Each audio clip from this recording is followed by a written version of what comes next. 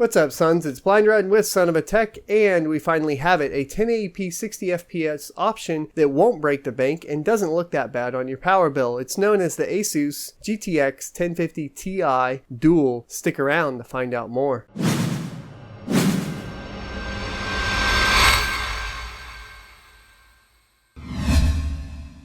The ASUS GTX 1050 Ti Dual sports a blue and white shroud which houses some kind of grayish see-through fans, all cooling a nice little heatsink that's pretty basic but gets the job done. The heatsink is only directly attached to the GPU core and everything else on the board is passively cooled. Moving around the card, we get to the back where we see that there is actually no power adapter. That's because this card pulls all of its power from the PCI Express slot, which is rated a max of 75 watts. As we move around the card some more, we find our display ports and we have a single DVI-D option with a single HDMI 2.0B option and a single DisplayPort 1.4 option. With all of the visual aspects out of the way, let's start talking about how the card performs. The max attainable overclock was 1898 MHz, which is 180 MHz over what it came out of the box with. To attain this overclock, all we did was max out the available power to 100%, and during that time, it only peaked at 60 watts, which is pretty impressive with the available 75 watts that it could have pulled. Thanks to the low power consumption, we also have great cooling, starting off at 51% fan speed, which I will note is the lowest you're allowed to turn it down to, and there is no full off feature for the fans. We saw a max temperature of 54 degrees Celsius. If we bump the fan speed up to 60%, we saw a max temperature of 52 degrees Celsius,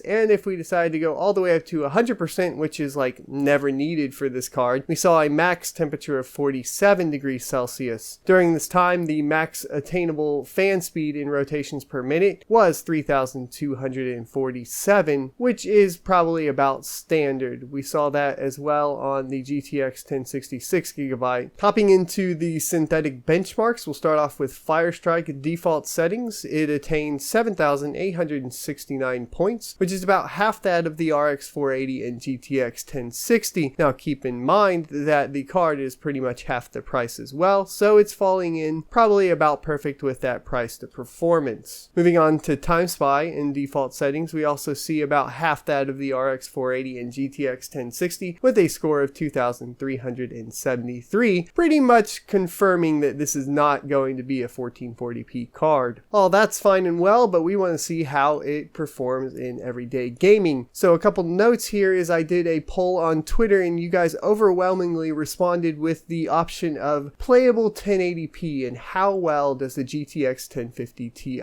perform. Because of this, I wanted to use all recommended settings, meaning that I booted the game and I just said set to whatever you think this should be at for this card, and then we ran the benchmarks from there. Starting off with Rise of the Tomb Raider on high settings in DirectX 12 at 1080p, we saw a minimum frame rate of 36 with an average of 59.73 and a max of 106.5. Perfectly playable and pretty impressive. Keep in mind that the benchmark in Rise of the Tomb Raider is quite a bit more demanding than the actual game itself, and you'll see that 36 FPS dip there. Moving on to Total War Warhammer, it actually set it to Ultra preset, and we played in DirectX 12 at 1080p. We saw a minimum FPS of 42 with an average of 45.8 and a max of 48. Obviously here I think we see that the developer's idea of the preferred gameplay is going to be favoring visual fidelity over FPS. So if you knock down to maybe high or even lower than that, I think 60 FPS in Total War Warhammer is attainable with the 1050 Ti.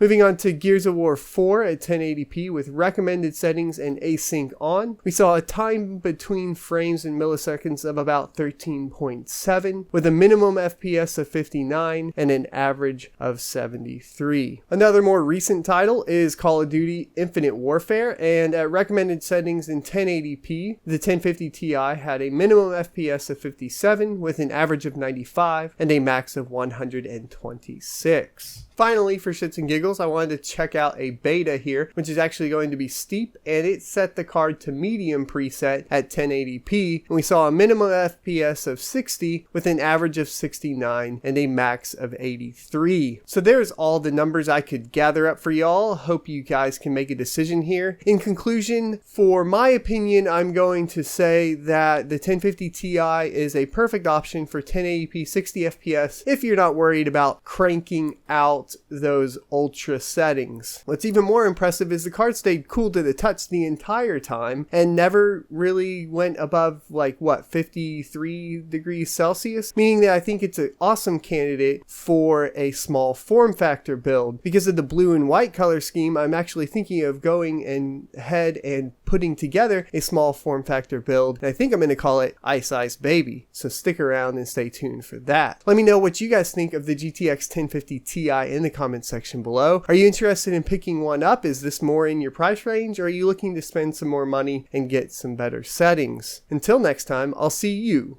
next Tuesday.